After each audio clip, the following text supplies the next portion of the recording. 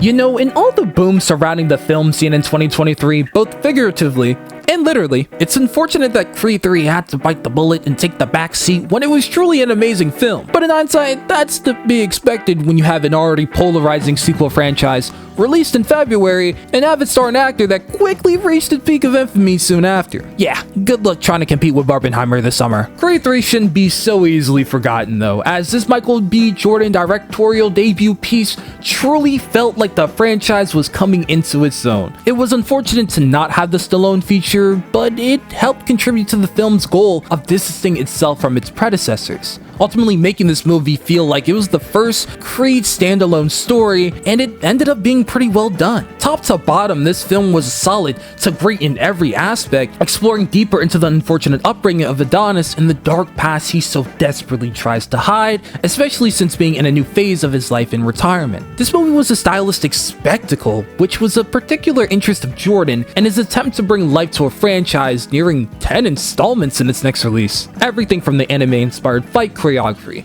to the soundtrack, which still occupies my daily playlist. It all makes this film seem grand in the sense that only a modern Rocky movie could, being a night and day difference from the predecessors from a technical standpoint. All this brilliance was just then lifted to a greater height off the backs of incredible performances, with Jordan's and Major's specifically aiming to get on some radars for award season. I'm a pretty big fan of this film in particular, and if it wasn't for one vital mistake they made, it would jump leaps and bounds in my all-time personal favorites list. Literally, just one misstep that could have dramatically increased the quality of this movie. And it's not like I'm asking for anything impossible here. All I'm asking for is for them to focus on Dame. I genuinely think making Dame lose, while on the surface puts a nice bow to wrap up the story, is very hollow and predictable compared to the vastly greater story that could have been told by simply having Dame win.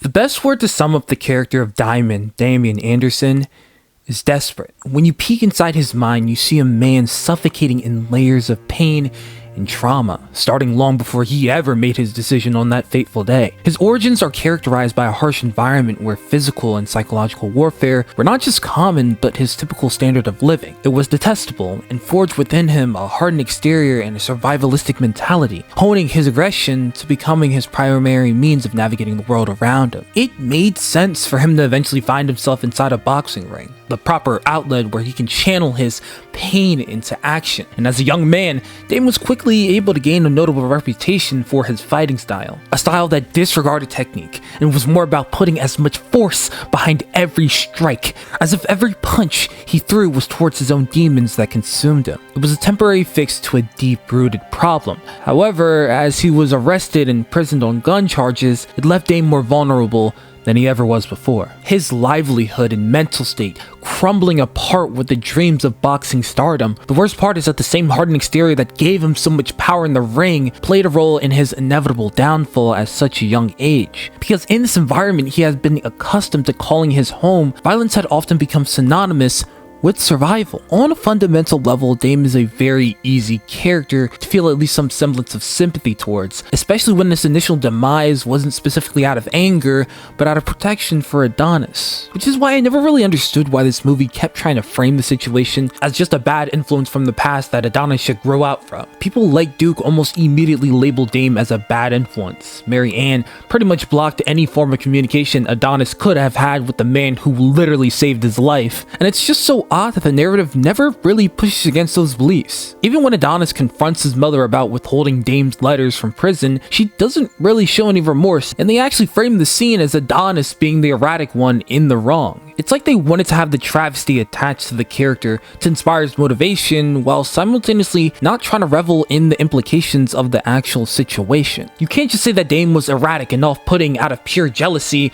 ignoring what 18 years of grueling incarceration can do to a man, because it wasn't just about serving time, but it was an enclosed environment where his aggression thrived and his outlook on life became even more cynical, and he didn't have his closest friend to support him through any of it. Like, the downplay is really felt with everyone attempting to absolve Adonis from his own guilt, as if it isn't justifiable. Yes, Adonis was young, but that was 18 years of him never reaching out or even mentioning the man that saved his life after he couldn't keep his emotions in check. He doesn't owe that man the world, But Dame cannot fundamentally be the bad guy in the story that this movie wants him to be, because his actions have always felt out of desperation rather than blatant hatred and envy. You can't immediately label Dame as a bad influence just because he had a weapon as a kid. That was just the nature of his environment and the requirement to survive. That bad influence type of storytelling only works if, say, Dame was the one who instigated the fight with the abusive group home father instead of Adonis. Adonis starts to get jumped for his actions, and that's when he ends up running away. Now Adonis can really have some claim of impunity, as he was just a scared victim. He can have that unjust guilt of leaving his friend behind, which he can be convinced out of, and now Dame can really be framed as unjust in his resentment towards Adonis, viewing the story in this distorted manner of Adonis stealing his dream after running away. But unfortunately, that's just not how things went down. And instead we are left with a story that is unintentionally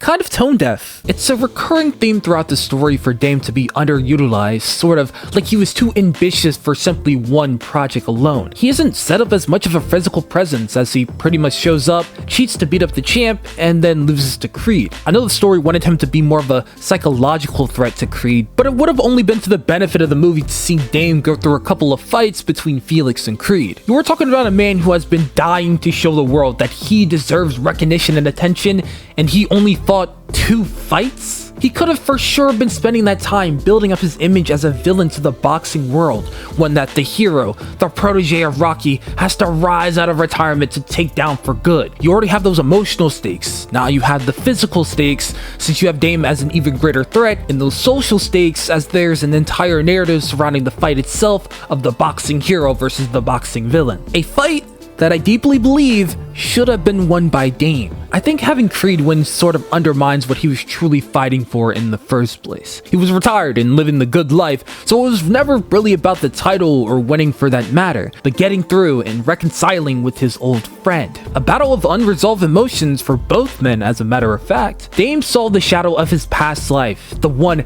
drenched in boxing success, being casted by Creed. And while he doesn't necessarily believe that Creed caused his downfall, you can't underestimate the impact that incarceration has done to twist his outlook on life. It's layers and layers of pain, entitlement, anger that he all subconsciously connects to Adonis, the final man he has to be as a representation that he truly did deserve to make it after all these years. So it would have been so much more impactful if he did achieve that goal, but still felt that immense dissatisfaction, more regret if anything. Like, imagine the entire movie went the same way except for the final fight. Dame and Creed are going at it, and the tension in the ring is almost palpable. Dame packs on his aggressive style as always, while Creed is being a little bit more calculated, but you can tell his movements are becoming a little bit more erratic over time. A symptom of him being past his prime, with this being one of his most personal fights to date. They will straight up go the distance, and I love the stylistic decisions with the empty arena round, because that perfectly encapsulates why both men were fighting that day. I would like that over the course of the fight, Dame starts to recognize the validity of Creed and that he just can't easily be put down like back in the day. Sort of fully recognizing that, yeah, he didn't take my dreams. There was a reason that he built a legacy for himself. I want it to be a mixture of intrigue in the challenge, pride in his friend, frustration in that he won't go down, and a newfound fear that he hasn't really truly conceptualized until being in the ring with Creed. This fight will be a complete slugfest that ultimately ends in a split decision in favor of Diamond Damian Anderson.